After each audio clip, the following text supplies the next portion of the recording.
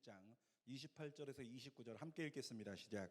우리가 그를 전파하여 각 사람을 권하고 모든 지혜로 각 사람을 가르침은 각 사람을 그리스도 안에서 완전한 자로 세우려 함이니 이를 위하여 나도 내 속에서 능력으로 역사하시는 이의 역사를 따라 힘을 다하여 수고하노라. 아멘.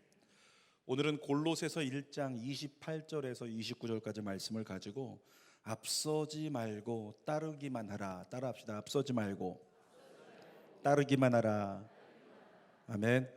이런 제목으로 말씀을 나눕니다.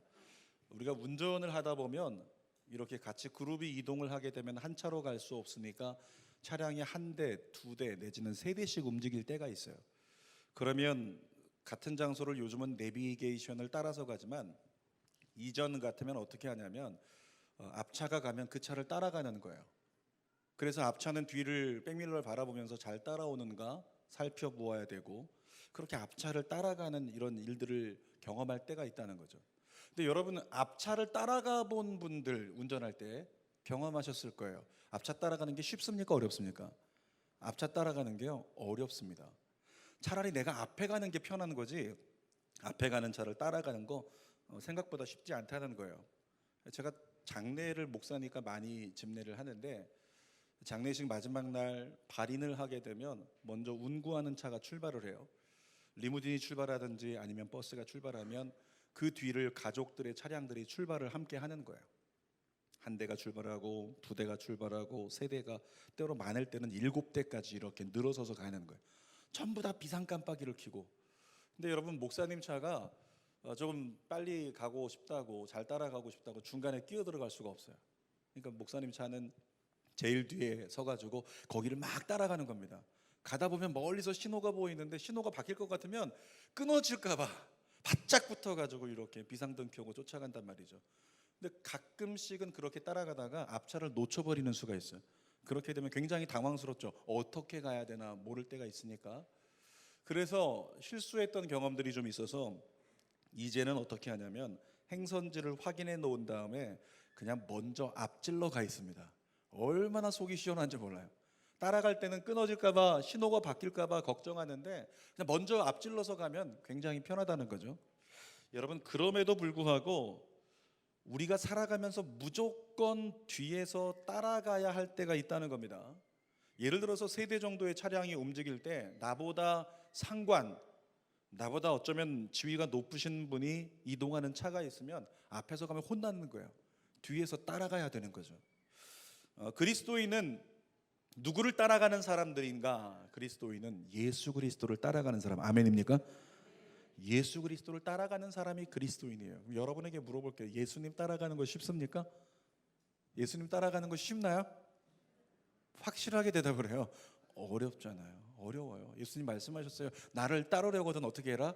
자기를 부인하고 자기 십자가를 지고 가다가 원수 만나면 어떻게 해라? 원수 사랑하고 원수가 속옷을 달라 하면 겉옷까지 주고 가다가 너보다 아랫사람이지만 더럽혀져 있으면 어떻게 해라? 그의 발을 닦아주고.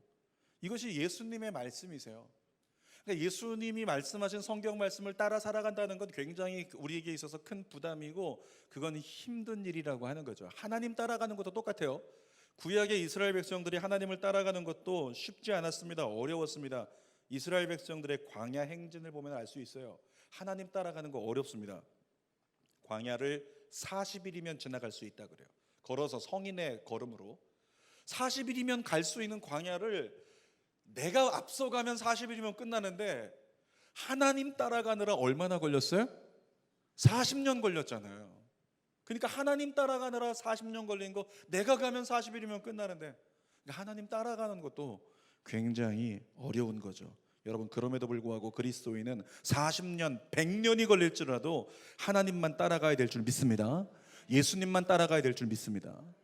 자, 우리 읽었던 본문이 있는 골로새서, 이 골로새서를 기록한 사도 바울이라는 사람은요 하나님만 따라간 사람이에요. 바울 어떤 사람인지 아시죠? 바울은 요즘 시대로 말하면 서울대 나오고 카이스트 나온 엘리트 중에 엘리트입니다. 자기 능력으로 할 수 있는 것이 엄청나게 많은 사람이었어요. 그러니까 유대 사회에서 일도 너무 잘해가지고 장래가 촉망되고 앞으로 유대 사회의 차세대 리더라고 불림받을 수 있는 그런 사도 바울이었다는 거죠. 자기가 무엇이든지 먼저 가서 할 수 있는 사람, 그런 사람이 사도 바울이었습니다. 그런데 이 바울이 예수님을 만난 뒤로는 완전히 뒤집혀 버리는 거예요. 그리고 예수님만 따라가는 사람이 되었다. 이것이 성경의 증언이죠. 자, 그의 고백을 통해 확인해 봅시다. 디모데전서 1장 5절 15절 읽어보겠습니다. 그리스도 예수께서 죄인을 구원하시려고 세상에 임하셨다 하였도다. 죄인 중에 내가 괴순이라. 사도 바울이 이 앞에 있습니다. 사도 바울을 향해서 우리는 그의 증언을 따라서 당신은 이런 사람입니다. 본문을 가지고 이 성경 구절을 가지고 얘기한다면 뭐라고 얘기할까요? 당신은 죄인 중에 괴수입니다. 이렇게 우리가 얘기하면요, 사도 바울 눈 크게 뜨고 도끼 들고 여러분 쫓아갈 거예요. 왜? 자기 스스로 자각할 때는 죄인 중에 괴수지만 우리 앞에 사도 바울을 세운다면 우리 중에 누구보다 믿음 좋은 사람이고 누구보다 뛰어난 사람이고 누구보다 경건한 사람, 완벽한 사람, 그 사람이 사도 바울이거든요. 그럼에도 불구하고 하나님 앞에서 예수님 만나고 나니까 그는 내가 죄인 중에 괴수를 하고 뒤로 물러서 있는 모습을 발견합니다. 갈라디아서 6장 14절도 읽어볼게요. 시작. 그러나 내게는 우리 주 예수 그리스도의 십자가 외에 결코 자랑할 것이 없다. 아까 얘기했죠. 사도 바울 서울대 나오고 카이스트 나온 엘리트 중에 엘리트라고 자랑할 게 얼마나 많은 줄 몰라요. 그런데 예수님 만나고 보니까 예수님보다 한 발짝 뒤로 물러가서 보니 나는 구원받은 자요, 용서받은 자요, 자랑할 것이 하나도 없는 사람이다 라고 고백하고 있더라는 거예요. 한 절 더 봅시다. 빌립보서 3장 8절 시작. 내가 그를 위하여 모든 것을 잃어버리고 배설물로 여김은 그리스도를 얻고 그 안에서 발견되려 하매니. 그러니까 사도 바울은 예수님 만난 뒤로는 그때부터 세상의 모든 가치, 물질, 지위, 명예, 이 모든 것은 난 배설물처럼 버렸다. 난 이제 누구만 따라간다? 난 예수만 따라간다. 그런 인생이 되었다는 거예요. 자, 신약 역사상 가장 위대한 사도였던 이 사도 바울이 어떤 상황에도 예수님 앞서지 않고 예수님만 따라갔는데 그의 사역의 모습이 어땠는지 우리 한번 세 가지로 나누도록 하겠습니다. 첫 번째로 사도 바울은 모든 일에 최선을 다한 사람입니다. 여러분들도 그와 같길 축복합니다. 자, 29절 읽어봅시다. 시작.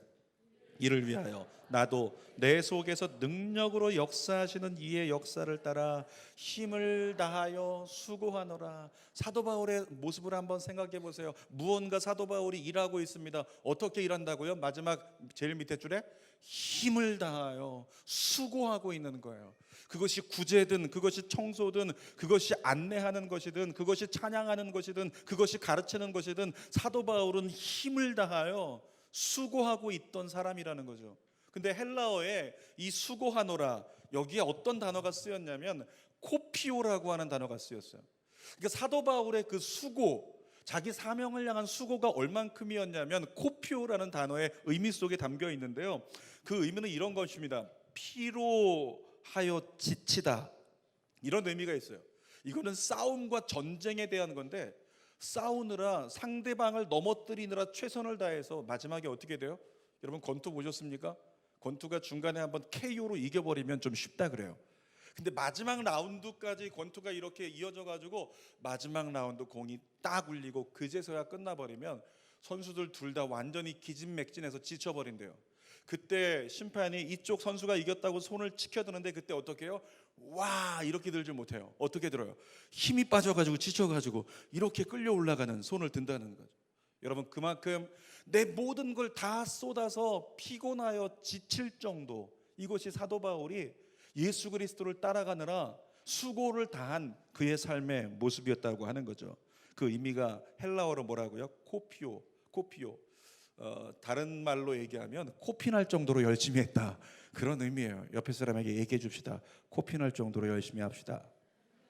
코피날 정도로. 그러니까 사도 바울은 예수님을 따라가는 일에 예수님을 위해서 자기의 모든 걸 아끼지 않고 코피날 정도로 헌신했던 사람. 여러분에게 권합니다. 따라합시다. 편하게 신앙생활하지 마라. 아니, 여러분 자신을 위해서요. 다시 시작. 편하게 신앙생활하지 마라. 여러분, 편하게 신앙생활 하려고 하지 마십시오. 신앙생활은 좀 무리할 필요가 있습니다. 한반도에 이 조선 땅에 교회가 폭발적으로 부흥하면서 교회가 대한민국 성장에 영향을 끼쳤던 그때 교회의 모습의 특색은 딱 한마디로 얘기하면 이렇게 얘기할 수 있습니다. 무리함이었다고.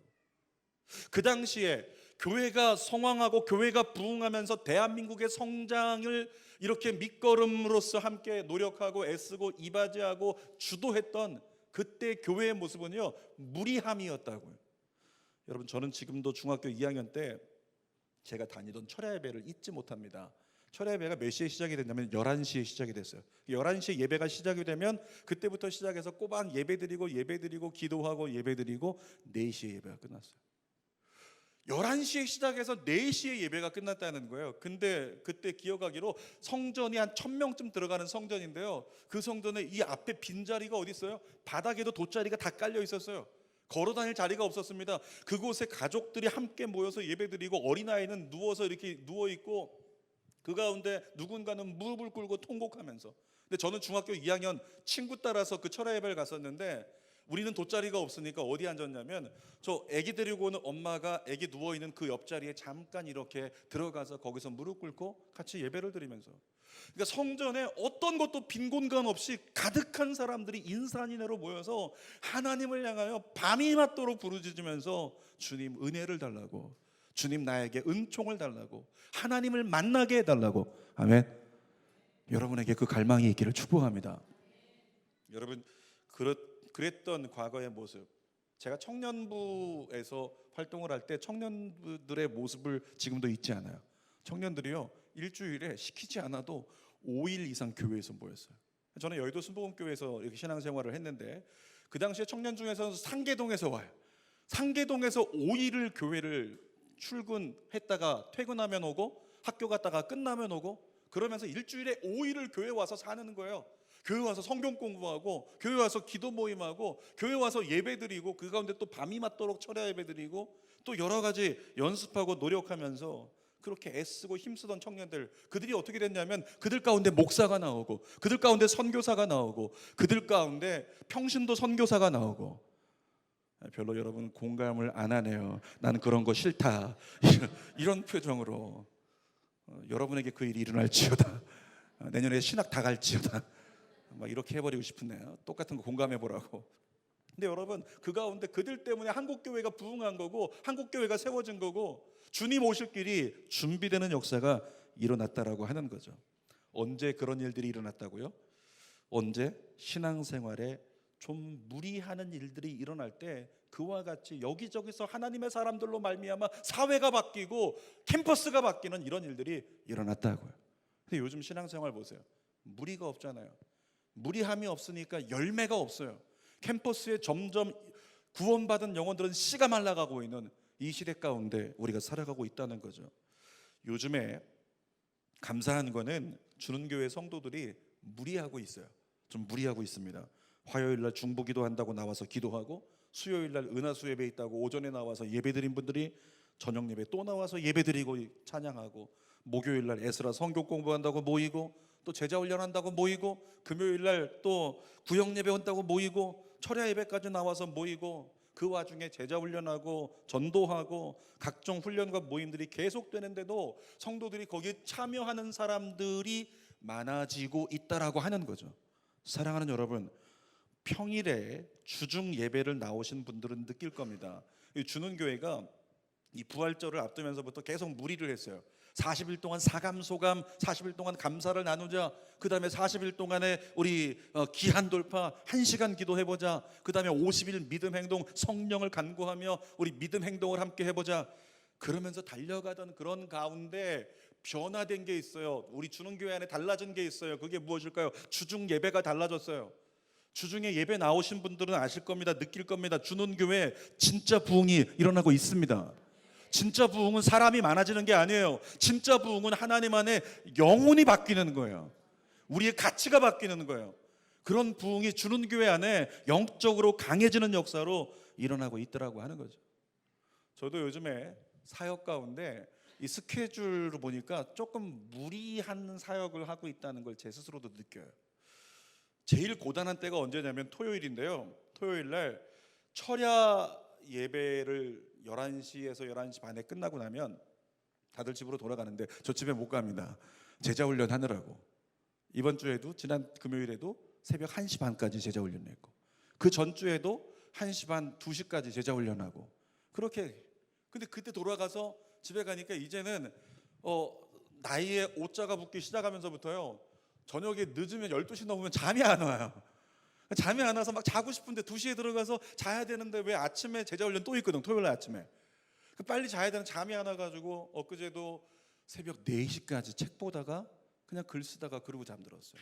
그리고 아침에 일어나서 눈 시뻘게 갖고 제자 훈련 나오고, 오전반 제자 훈련 끝나니까 조금 있다가 점심 제자 훈련 시작돼서 오후 2시까지 하고. 스케줄을 보니까요, 만만치 않은 거예요.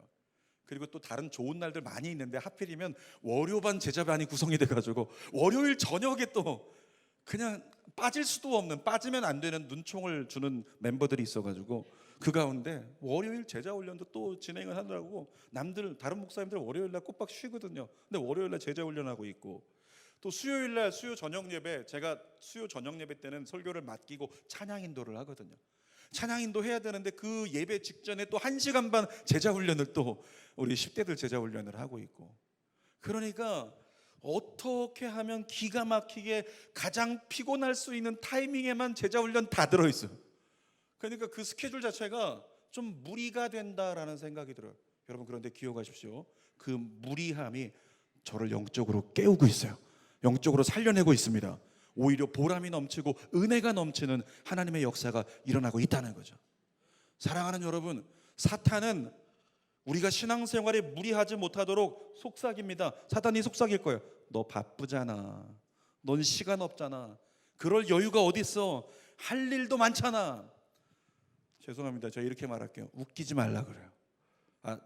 무리하지 않는, 시간 없다고 핑계하는 분들에게 제가 웃기지 말라는 게 아니고 사탄에게 얘기하는 거예요. 사탄에게 웃기지 말라고.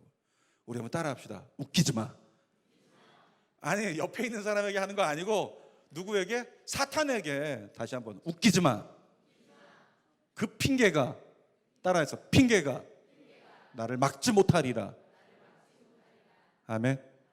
사탄은 우리를 너 피곤하잖아, 너 멀리 있잖아, 너 바쁘잖아, 여유가 어디 있어, 할 일도 많은데 어떻게 하라고요? 웃기지 말라 그래요. 하나님 안에서 우리는 할 수 있습니다. 사도 바울을 통해서 하나님께서 그리스도인 된 여러분들에게 도전합니다. 뭐라고요? 수고하노라. 29절에 나와 있는 이 수고하노라, 코피오. 얼만큼?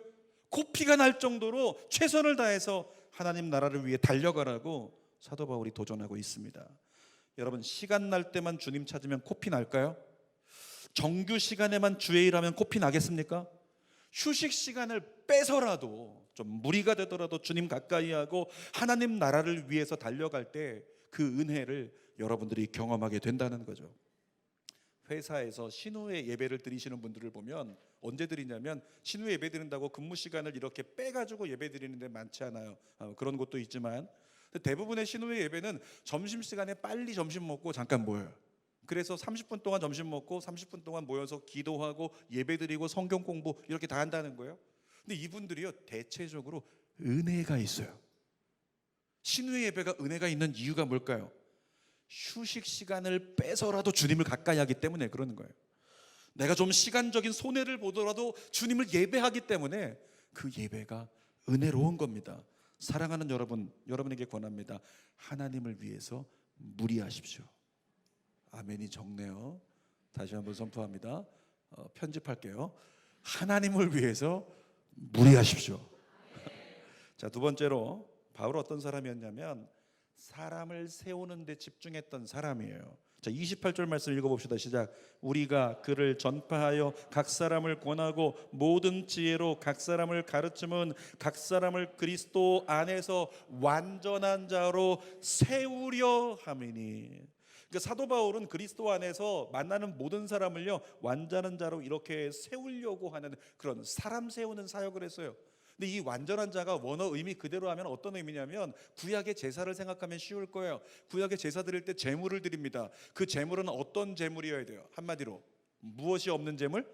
흠 없는 제물. 그 흠이 없는 제물로서 드려질 때 그게 완전한 자다, 이렇게 표현할 수 있다는 거죠. 생각해 보십시오. 사도 바울이 아무리 뛰어난들 사도 바울이 가서 여러분 붙잡고 기도해주고 말씀 가르쳐주시고 여러분을 세운다고 여러분이 완전한 자가 될까요? 인간이 어떻게 흠이 없을 수가 있어요? 이 죄에 관한 겁니다. 인간의 노력으로 죄가 사라질 수 있습니까? 죄라고 하는 것은요, 죄값을 치러야 사라지는 거예요. 그런데 우리가 지은 죄가 사라질 수 있는 길이 한 가지 있죠. 28절에 기록된 것처럼 뭐라고요? 그리스도 예수 안에 있으면, 엔 크리스토, 아멘. 그리스도 예수 안에 있으면 사도 바울은 모든 사람이 구원에 이를 수 있다고 이렇게 강조하여 얘기를 하고 있는 거죠. 그래서 사도 바울은 만나는 모든 사람들을 어떻게 하기 위해서 그리스도 예수 안에 온전히 서게 하기 위해서 복음을 전하고 복음을 가르치면서 코피 닦고 또 복음 전하고 밤새서 사역하고 노력하고 땅끝까지 달려가는 이런 사역을 사도 바울이 했다는 거죠. 그래서 예수 안에 들어온 모든 사람들이 구원받은 자가 되어서 의인 되어서 완전한 자로 하나님의 자녀가 되는 권세를 누리게 되었다는 것입니다. 여러분, 하나님은 천지를 창조하실 때부터 이 영적 공간 개념을 세우시고 그 안에 있으라고 말씀하셨어요. 에덴 동산을 만드신 하나님께서 뭐라고 말씀하셨을까요? 성경에 나오는 얘기는 아니지만 아담, 너 죄짓지 말고 잘 있어서 에덴 동산 안에 있어야 돼. 그러면 너 이거 다 누릴 수 있어. 힘써가지고 수고해서 농사 안 져도 돼. 돈 안 벌어도 돼. 에덴 동산에 있으면 너 평생 먹고 살 수 있어. 하나님께서 영적 공간인 에덴 동산을 만드시고 그 안에 아담을 두시고 그 안에 모든 걸 다 누리게 하셨다는 거예요. 여러분, 출애굽할 때도 마찬가지입니다. 문설주와 10번째 재앙 때 문설주와 좌우 임방에 어린 양의 피를 발라라. 그 어린 양의 피가 발라진 그 집을 생각하세요. 떠올리십시오. 여러분, 그 집 안과 밖이 전혀 다른 운명이에요. 그 집은 영적 공간 개념으로 구별된 곳이어서 그 안에 있는 사람은 10번째 재앙 때 어떻게 됐죠? 재앙이 넘어갔어요. 그 집 바깥에 있는 사람들은 처음 난 것들이 다 죽어버렸어요. 그 안에 있어야만 사는 역사가 출애굽 때도 있었다는 거죠. 이스라엘 백성들이 가나안 들어갈 때 생각해 보세요. 여리고성 들어갈 때 이스라엘 백성들이 막 진군에 나아가면서 여리고성을 침공하고자 할 때 그때 한 집을 찾았어요. 누구의 집? 기생 라합의 집을 찾았어요. 그리고 성경에 써 있습니다. 라합의 집 안에 있는 사람은 누구든지, 그가 높든 낮든 괜찮든 괜찮지 않든 성격이 좋든 나쁘든 상관없이 누구라도 기생 라합의 집 안에 있으면 그는 구원받을 것이요 그 밖에 있는 자는 심판을 받으리라. 하나님은 영적 공간 개념을 성경 전체를 통해서 신약에 와서는 포도나무를 말씀하시고 포도나무 비유를 통해서 예수님 안에 있어야 된다고 영적 공간을 말씀해 주셨어요. 여러분, 그리스도인은 하나님이 방주로 정하신 영적 공간 안에 있어야 될 줄 믿습니다. 이 시대 교회가 어떤 곳이에요? 방주와 같은 영적 공간입니다. 그러므로 교회를 통해서 예수님 안에 온전히 거할 수 있는 여러분 되기를 주님의 이름으로 축원합니다. 예수님으로 말미암으면 죄와 상관없는 흠없는 완전한 자의 삶을 누릴 수 있는 것입니다. 자, 세 번째, 사도 바울의 사역, 어떤 것을 가지고 사역했는가? 가장 중요한 사역 원칙이 한 가지 사도 바울에게 있었어요. 여러분, 바울은 우리가 나눈 것처럼 각 사람을 완전한 자로 흠없는 자로 세우는 일에 최선을 다했습니다. 그 일을 위해서 코피가 쏟아지도록 힘을 다해서 무리하고 수고한 사람이 사도 바울이었어요. 근데 그냥 일하지 않았어요. 분명한 원칙을 가지고 하나님이 정하신 원칙 안에서 사역했습니다. 29절 다시 한번 읽어봅시다. 시작. 이를 위하여 나도 내 속에서 능력으로 역사하시는 이의 역사를, 그 다음에 뭐라고요? 따라 힘을 다하여 수고하노라. 제 성경에 보면 두 글자에 밑줄이 쳐 있어요. 뭘까요? 따라. 여러분, 사도 바울은 자신의 위치가 어딘지 분명히 밝히고 있어요. 나는 예수님 앞에 가는 자가 아니다. 나는 어떤 사람이다? 예수의 영이신 성령을 따라가는 사람이다. 나는 하나님 뒤에 있는 사람이다. 난 예수님 뒤에 있는 사람이야. 난 성령님 뒤에 있는 사람이야. 나는 성령님을 따라가는 사람이지 그 앞서 오버하는 사람이 아니고 달려가는 사람이 아니라고 분명히 말씀을 하고 있는 거죠. 서두에도 말했던 것처럼 우리가 누군가를 따라가는 것보다 그냥 내가 앞서가는 게 훨씬 더 편한 거예요. 자, 40년 광야를 한번 돌아볼게요. 이스라엘 백성들이 광야를 지나던 그 가운데 제일 답답했던 시간이 언제일까요? 제일 답답했던 시간. 어느 날 구름 기둥이 움직여요. 불 기둥이 움직입니다. 그러면 진군 나팔 부, 그 양각 나팔을 불면 진군한다고 이스라엘 백성들이 짐을 챙겨서 막 걸어갑니다. 걸어갈 때마다 신나요. 이제 가나안으로 가는 거야. 지긋지긋한 광야 끝나는 거야. 걸어가는 거야. 근데 어느 순간에 갑자기 불 기둥이 멈춰버려요. 구름 기둥이 멈춰버려요. 그때부터 이스라엘 백성들은 뭘 기대할까요? 곧 움직일 거야. 곧 움직이겠지? 우리 빨리 가야 돼. 계절이 바뀌기 전에 갈 수 있을 거야. 40일이면 가는 거리인데 뭐. 이스라엘 백성들은 그 꿈을 꾸면서 구름 기둥이 움직이기를, 불 기둥이 움직이기를 기다리고 있는데 이 불 기둥이 안 움직이는 거죠. 구름 기둥이 안 움직이는 거야. 이것이 1년이 되고 2년이 되고 10년이 되고 20년이 될 때 이스라엘 백성들 마음 어땠을까요?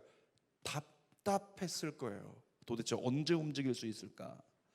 사랑하는 여러분, 빨리 가면 계절이 바뀌기 전에 가나안에 도착할 수 있었지만, 그런데 하나님이 정하신 시간, 하나님의 때, 카이로스, 그 때가 있었기 때문에 오늘은 막연히 기다려야만 될 때 이스라엘 백성들의 속은 터졌을 거예요. 아마도 유추하건대 이스라엘 백성들이 병을 앓고 있었다면 이 두 가지 병은 있었을 것 같아요. 위장병과 고혈압은 있었을 것 같아요. 빨리 가야 되는데 왜 안 가는 거지? 왜 안 움직이는 거지? 도대체 언제 가야 되는 거야? 내가 그냥 가버릴까?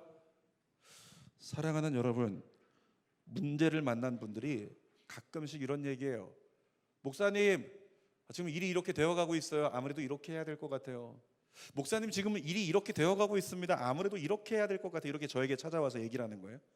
그럼 저는 제 설교 제목을 인용해가지고 이렇게 얘기합니다. 집사님, 생각은 짧게 하시고 기도를 길게 하십시오. 따라합시다. 생각은 짧게, 기도는 길게. 여러분, 내가 이럴 것이다 저럴 것이다 생각하지 말고 제발 좀 충분히 기도하고 결정하라는 거죠.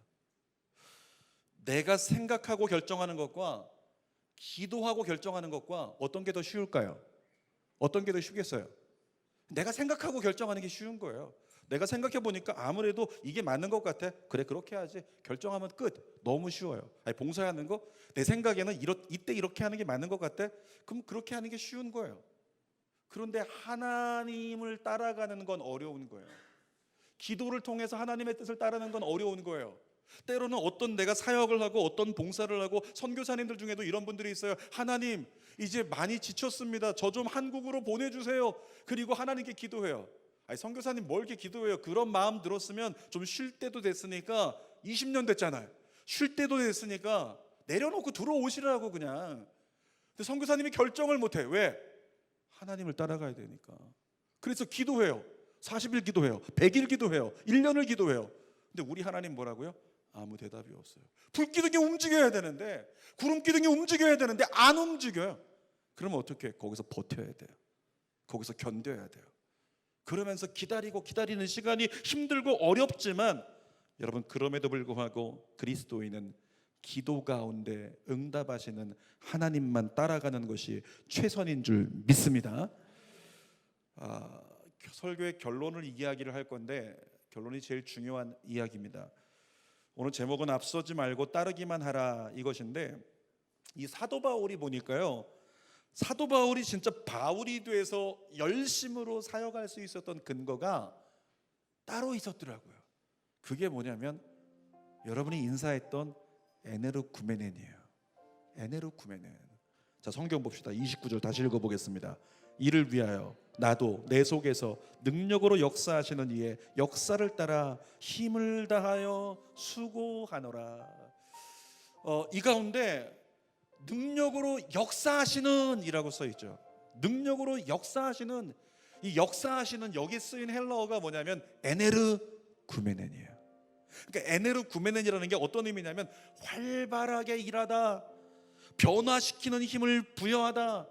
그러니까 에네르구메넨은 뭐냐면 에너지. 바울 안에 어떤 역사가 있냐면 다메섹 도상에서 성령으로 오신 예수님을 만난 뒤로부터요, 사도 바울 안에 변화가 일어났는데 내 속에 뭐가 꿈틀거려요. 내 속에 뭐가 움직이고 있어요. 내 속에서 무언가가 에네르구메넨 움직이고 있어요.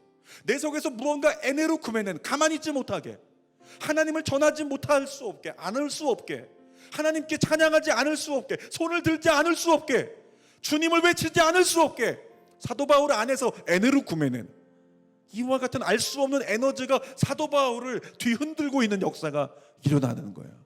그 성령의 역사가 사도 바울 안에 있었다라고 하는 거죠. 여러분, 에네르구메넨, 이건 뭐냐면 막 역사하시는 거예요. 에네르구메넨, 막 살려내는 거예요. 에네르구메넨, 막 변화시키는 거예요. 그런 역사가 여러분 안에 일어나길 축복합니다. 오늘 우리에게 뭐가 필요할까요? 에네르구메넨이 필요해요. 에네르구메넨, 성령의 역사하심이 필요하다는 거죠. 여러분, 기도할 때 다른 기도 생각이 안 나면 이 기도라도 한번 외쳐보세요. 헬라어로 기도하는 것도 방언의 기도니까 에네르구메넨, 에네르구메넨. 이건 뭐냐면 주여 역사하소서, 역사하소서. 여러분의 자녀를 위해 기도하세요. 에네르구메넨, 역사하소서. 여러분의 남편을 위해 기도하세요. 에네르구메넨, 에네르구메넨. 우리 가정을 위해서, 우리 공동체를 위해서 어떻게 해요? 에네르구메넨, 에네르구메넨. 이 목석 같은, 이 바위처럼 돌덩이처럼 굳어버린 이 심령에 에네르구메넨, 에네르구메넨, 역사하소서. 여러분이 구할 수 있기를 주님의 이름으로 부탁드립니다. 여러분, 성령께서 내 안에서 움직이기 시작하여 역사하시는 걸 경험하면요, 이건 이렇게 비유하면 좀 그렇지만 영적인 마약과도 같은 거예요. 성령이 내 안에서 역사하시는 걸 경험하고 나면 그 역사하심이 너무 강렬하고 아름답고 너무나 귀해서 그 신비한 성령의 역사하심의 체험을, 그 에너지 힘의 체험을 다시 하고 싶은 마음이 인생들 안에 있게 된다라고 하는 거죠.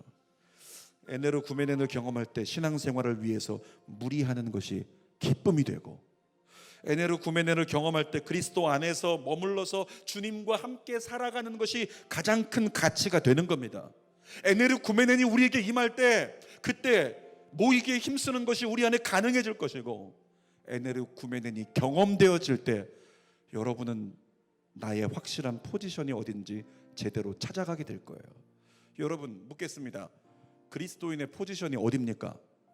제가 전에 한번 얘기했었어요. 따라합시다. 하나님 한 발짝 뒤. 아멘. 그리스도인의 포지션은 하나님 한 발짝 뒤예요. 근데 자꾸만 이 그리스도인들이 하나님을 놓쳐버리니까 하나님 앞에 구원에는 발은 걸쳐 있지만 온몸은 멀찍이 떨어져 있으니까 어떤 삶을 산다? 하나님을 따라가는 삶이 아니고 하나님을 앞서는 삶, 자기가 결정하고 자기가 선택하고 하나님의 말씀과 상관없는 그 인생의 삶을 살아가니까 역사가 일어나질 않는 거예요. 그런데 오늘 우리 안에서 에네르구메넨이 경험되기 시작하면, 내 안에 성령의 역사가 시작이 된다면 여러분 안에 하나님을 따라가는 것이 나에겐 가장 큰 즐거움이요, 가장 큰 힘이요, 가장 큰 능력이라 이와 같은 믿음의 선언이 터져 나오면서 막 아멘이 쏟아져야 되지 않아요?